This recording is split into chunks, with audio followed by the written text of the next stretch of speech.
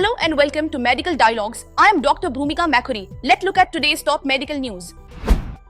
Fat transport deficiency unveiled as key factor in rare childhood metabolic crisis. Researchers studying a protein linked to a rare, severe disease have made a discovery that sheds light on how cells meet their energy needs during a severe metabolic crisis. The findings could lead to new treatments for the disease and open new avenues of research for other conditions involving impaired fat metabolism. Scientists at the Center for Genomic Regulation, CRG, in Barcelona first identified a handful of protein-coding genes called TANGO in 2006. In 2016, the researchers found that mutations in TANGO2 causes a rare disease now officially recognized as TANGO2 deficiency disorder, TDD. In the latest study, published in the Journal of Cell Biology, the researchers demonstrate that TANGO2 directly binds to a key fat molecule called acyl-CoA, transporting them like a shuttle inside cells.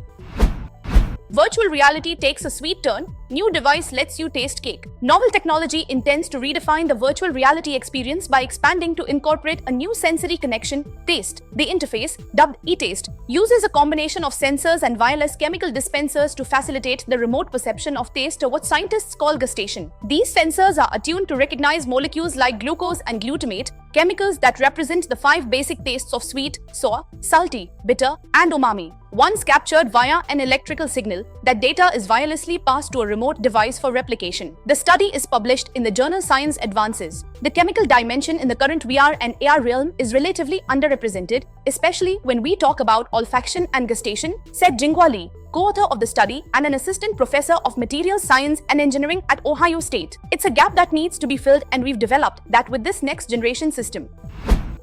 Scientists uncover mechanism behind retinoic acid's effectiveness in treating neuroblastoma. Neuroblastoma is a solid tumor that occurs in children. When high risk, the disease has a poor prognosis. Decades ago, adding the drug retinoic acid to neuroblastoma treatment increased survival by 10 to 15%. However, this effect was only evident in post-chemotherapy consolidation after bulky primary tumors had largely been eliminated. A recent study has shown that retinoic acid uses a novel mechanism to kill metastasized neuroblastoma. The drug hijacks a normal developmental pathway to trigger cancer cell death. The findings, which have implications for future combination therapy approaches, were published in Nature Communications. We've come up with an explanation for a decades-long contradiction about why retinoic acid works in post-chemotherapy consolidation but has little impact on primary neuroblastoma tumors, said senior co-corresponding author Paul Gieleher, PhD, St. Jude Department of Computational Biology. Retinoic acid's activity heavily depends on the cellular microenvironment. Metastasized neuroblastoma cells often migrate to bone marrow, where the bone morphogenetic protein,